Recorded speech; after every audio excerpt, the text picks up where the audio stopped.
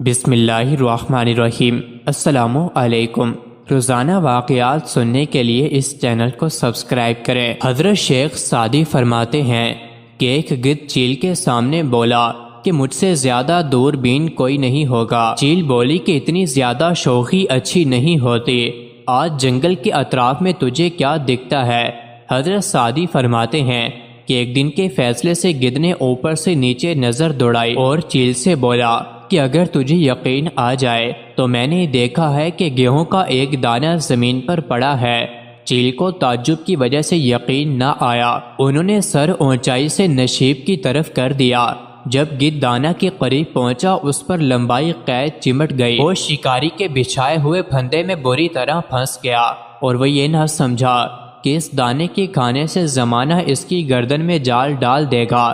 چیل نے جب گدھ کو جال میں پھنسے دیکھا تو گدھ سے بولی، اس دانے کے دیکھنے سے کیا فائدہ جب تجھے دینے والے کے جال کی بینائی نہ تھی۔ شیخ سعدی فرماتے ہیں کہ وہ کہہ رہا تھا اور اس کی گردن پھنسی تھی کہ تقدیر سے بچاؤ مفید نہیں ہے، باوجود بچاؤ کے مقدر کا لکھا پیش کر رہا ہے۔ موت نے جب اس کا خون بہانے کے لیے ہاتھ نکال لیا تو تقدیر نے اس کی باریک بینی بند کر دی۔ جس پانی کا کنارہ موجود نہ ہو اس میں تیراک کا غرور کام نہیں آتا ہے۔ مولانا مفتی محمد تقی عثمانی مدظلہ فرماتے ہیں، ایک مرتبہ میں جنوبی افریقہ میں کیپ ٹاؤن کے علاقے میں ریل گاڑی پر سفر کر رہا تھا۔ راستے میں ایک جگہ پہاڑی علاقے میں گاڑی رک گئی۔ ہم نماز کے لیے نیچے اترے۔ وہاں میں نے دیکھا کہ ایک خوبصورت پودا ہے، اس کے پتے بہت خوبصورت تھے اور وہ پودا بہت حسین و جمیل معلوم ہو رہا تھا۔ بے اختیار دل چاہا کہ اس کے پتوں کو توڑ لوں۔ میں نے جیسے ہی اس کے پتوں کو توڑنے کے لیے ہاتھ بڑھایا تو میرے جو رہنما تھے وہ ایک دم زور سے چیخ پڑے کہ حضرت اس کو ہاتھ مت لگائیے گا۔ میں نے پوچھا کیوں؟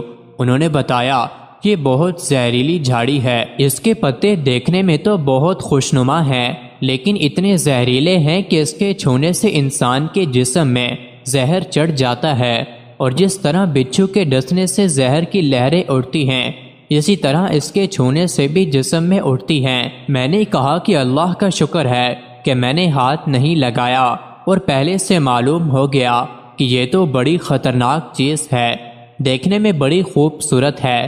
پھر میں نے ان سے کہا کہ یہ معاملہ تو بڑا خطرناک ہے، اس لیے کہ آپ نے مجھے تو بتا دیا جس کی وجہ سے میں بچ گیا، لیکن اگر کوئی انجان آدمی جا کر اس کو ہاتھ لگا دے تو وہ مصیبت اور تکلیف میں مبتلا ہو جائے گا۔ اس پر انہوں نے اس سے بھی زیادہ عجیب بات بتائی، وہ یہ کہ اللہ تعالیٰ کی قدرت کا عجیب کرشمہ ہے کہ جہاں کہیں یہ زہریلی جھاڑی ہوتی ہے اس کی جڑ میں آس پاس لازماً ایک پودا اور ہوتا ہے، لہٰذا اگر کسی شخص کا ہاتھ اس زہریلے پودے پر لگ جائے تو وہ فوراً اس دوسرے پودے کے پتے کو ہاتھ لگا دے، اسی وقت اس کا زہر ختم ہو جائے گا۔ چنانچہ انہوں نے اس کی جڑ میں وہ دوسرا پودا بھی دکھایا کہ یہ اس کا تریاق ہے۔ بس یہی مثال ہے ہمارے گناہوں کی اور استغفار و توبہ کی، لہٰذا جہاں کہیں گناہ کا زہر چڑھ جائے تو فوراً توبہ استغفار کا تریاق استعمال کرو، اس وقت اس گناہ کا زہر اتر جائے گا۔ مزید ایسے ہی ویڈیوز کے لیے چینل کو ضرور سبسکرائب کریں۔